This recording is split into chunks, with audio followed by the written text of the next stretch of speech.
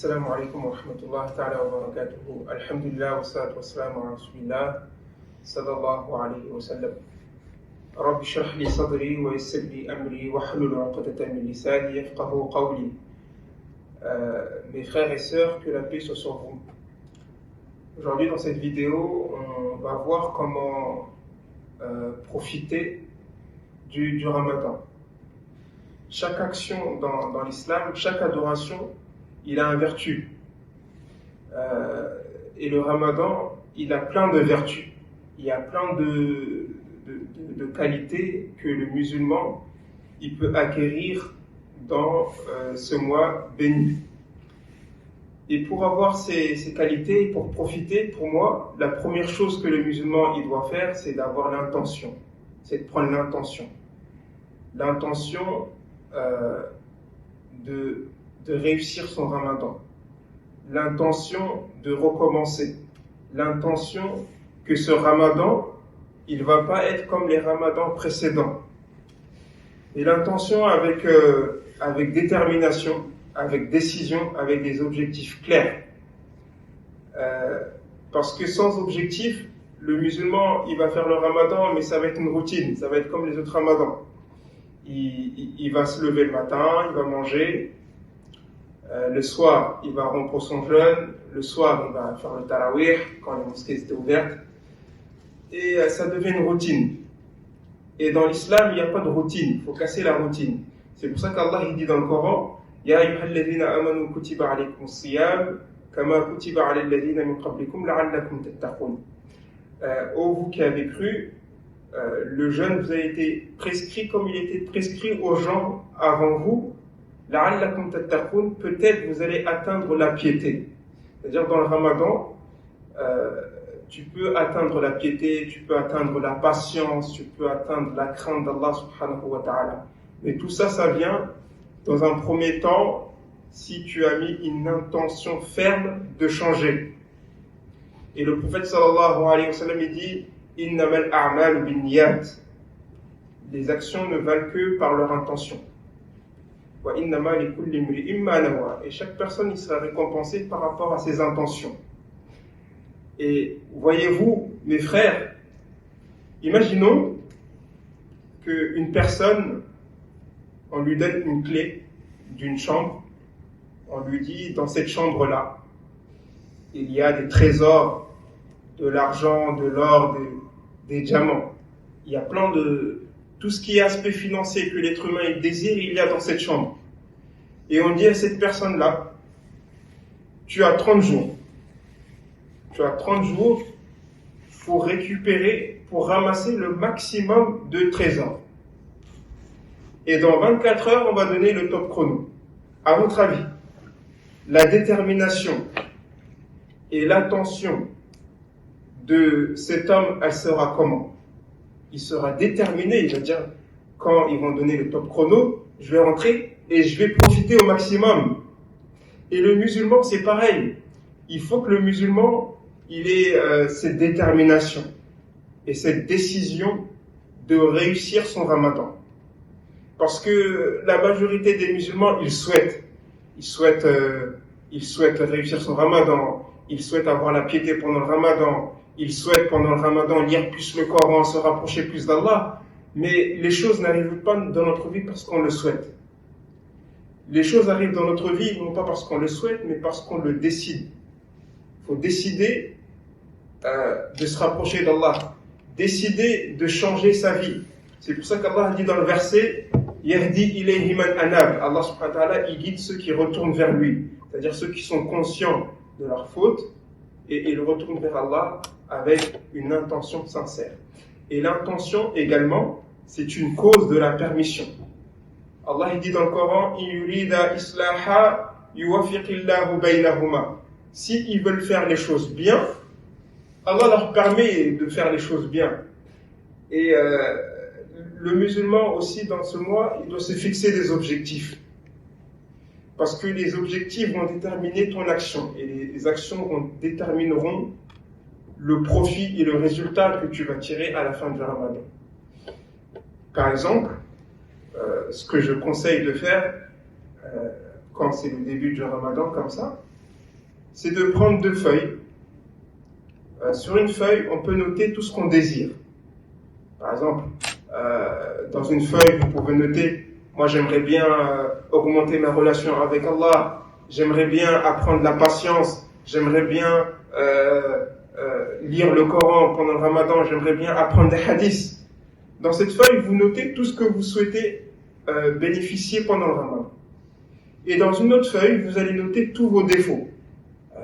Je suis nerveux, je gaspille beaucoup mon argent, je gaspille la nourriture, je manque de respect à mes parents, j'écoute la musique, je regarde le haram, et j'ai plus envie de faire ces choses-là. Une fois que tu as décidé, tu as noté toutes ces choses-là, donc c'est un objectif. Et tu demandes à Allah subhanahu wa ta'ala qui t'aide à accomplir ce que tu veux acquérir comme qualité, et tu demandes également à Allah subhanahu wa ta'ala de t'éloigner de tous les péchés, tous les défauts que tu comptes arrêter. Donc, je répète, la première chose que le musulman il doit faire, c'est d'avoir l'intention sincère et se fixer des objectifs. Fixez-vous des objectifs, que ce soit pour apprendre le Coran, pour avoir la patience. Et les objectifs, il faut les décomposer en étapes. Par exemple, dans le Ramadan, on a 30 jours. Vous pouvez dire, par exemple, les 10 premiers jours, je vais apprendre la patience. Au milieu du Ramadan, je vais apprendre à nourrir des pauvres, à avoir le cœur léger. Et la dernière partie du Ramadan, je vais apprendre à me consacrer à Allah subhanahu wa ta'ala. Deuxième chose, la plus importante pour préparer son Ramadan, c'est le repentir, le tawbah. Allah subhanahu wa ta'ala, il dit « Inna Allah yuhibbu tawabin » Allah, il aime ceux qui font le repentir constamment, pas une fois.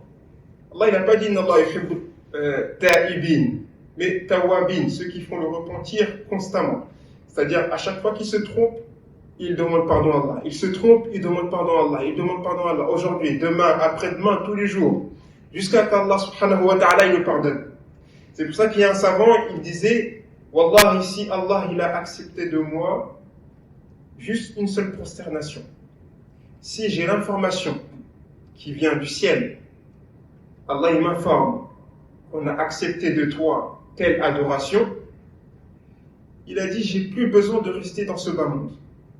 Parce que l'objectif, c'est que Allah subhanahu wa ta'ala, il soit satisfait de toi. Et le prophète sallallahu alayhi wa sallam, il dit, quand c'est le début du Ramadan comme ça, Allah subhanahu wa ta'ala, il regarde ses serviteurs. Et quand Allah subhanahu wa ta'ala, il regarde un serviteur, il ne regarde pas l'apparence. Allah subhanahu wa ta'ala, il regarde les cœurs.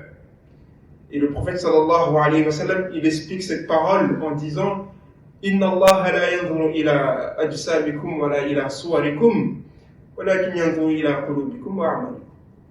Le prophète sallallahu alayhi wa sallam, il dit dans le sens du verset du hadith que Allah subhanahu wa ta'ala, il ne regarde pas vos apparences, mais il regarde vos cœurs. Allah, il regarde le cœur.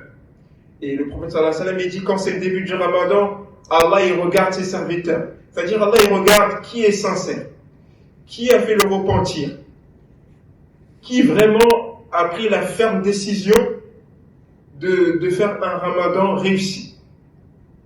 Et quand Allah subhanahu wa ta'ala, il te regarde, ça veut dire quoi? Ça veut dire qu'il ne te punira jamais. Le prophète sallallahu alayhi wa sallam, il dit Inna Allah yanzuru ila ibadihi wa idha nazara Allahu ilayk falan yu'adhibuka abada. Si Allah subhanahu wa ta'ala il te regarde, il ne te punira jamais. Donc, le repentir, revenir à Allah subhanahu wa ta'ala, demander à Allah pardon pour nos erreurs, nos péchés, nos fautes. Combien de péchés on a fait les 11 mois derniers précédents, le Ramadan? Donc, pour nettoyer son cœur, il faut demander pardon à Allah subhanahu wa ta'ala pour réussir un bon Ramadan. Le prophète sallallahu alayhi wa sallam, il dit, il est venu à vous un mois béni, un mois dans lequel il y a une nuit qui vaut 1000 mois d'adoration. Le prophète sallallahu alayhi wa sallam, il dit également, que c'est le mois de la patience. C'est là où le musulman il apprend à être patient. Et la patience, sa récompense est le paradis. Celui qui aide un musulman à rompre son jeûne, kana lahu maghfira, il aura le pardon d'Allah. Wa kana 'itqa riqabatihi minan nar, il aura aussi son âme sauvée de l'enfer. Wa kana lahu ajru as-sa'im ghayra an yanqusu min ajri as-sa'im shay'an. Et il aura aussi la récompense du jeûneur sans pour autant diminuer dans le salaire de ce dernier. Celui qui aide quelqu'un à rompre son jeûne, il a trois récompenses. La première récompense, c'est le pardon d'Allah. Et la deuxième récompense, c'est ton âme, elle sera sauvée du feu de l'enfer. Et la troisième récompense, c'est qu'Allah subhanahu wa ta'ala, il te donne le salaire de quelqu'un qui a jeûné. C'est-à-dire, toi tu as jeûné, tu as aidé quelqu'un à rompre son jeûne, Allah il te donne le même salaire que la personne. Donc tu as ton compte de jeûne. Comme si tu as jeûné deux fois. Et les compagnons, ils ont interrogé le prophète sallallahu alayhi wa sallam. Ils ont dit, nous ne sommes pas tous capables d'aider les gens à rompre leur jeûne. La récompense, elle est énorme. Le prophète sallallahu alayhi wa sallam, il répond que cette récompense, elle est valable pour celui qui aide quelqu'un à rompre son jeûne avec une date, ou avec de l'eau, ou du lait, et avec des actions simples, avec des adorations simples et petites, Allah subhanahu wa ta'ala, il donne une récompense énorme. Et n'oublions pas, mes très chers frères, de dépenser au maximum fi sabilillah pendant le Ramadan. C'est une occasion, c'est un investissement avec Allah subhanahu wa ta'ala. Quand tu investis avec Allah, Allah il multiplie les hasanat, les récompenses. C'est pour ça qu'il y a des gens qui vont arriver Yawm al-Qiyamah, ils vont voir une montagne de hasanat. Le jour de la résurrection, il y a des gens qui vont arriver, ils vont voir une montagne de hasanat. Ils vont dire, Ya Allah, ça m'appartient, tous ces hasanat, j'ai fait tout ça comme bonne action. Allah subhanahu wa ta'ala, il va dire, non, juste tu as fait une petite action. Un jour, tu as participé à la construction d'une mosquée, par exemple, ou tu as aidé à un projet pour faire évoluer l'islam. C'était très peu, mais moi j'ai multiplié. Parce que Allah subhanahu wa ta'ala est généreux. C'est là où Allah subhanahu wa ta'ala il dit dans le Coran, dans Surah Al-Baqarah, مثل الذين ينفقون أموالهم في سبيل الله كمثل حبة أنبتت 7 سنابل في كل سنبلة 100 حبة والله يضاعف لمن يشاء. Donc, n'oubliez pas, mes très chers frères, le suhour, c'est très important. Il y a une baraka dans le matin du Ramadan avant le Fajr. C'est bien de manger. Il y a une baraka dedans. Et n'oubliez pas, avant le iftar, donc avant de rompre le jeûne, 15 minutes, 10 minutes avant, d'invoquer Allah, parce que le prophète sallallahu alayhi wa sallam dit que la dua avant le iftar, il est mustajab. Allahumma salli wa sallim wa barik ala sayyidina Muhammad wa ala alihi wa sahbihi wa sallama taslima. Subhana rabbika rabbil izzati amma yasifun, wa salamun ala al-mursalin, walhamdulillahi rabbil alamin. Je suis dans les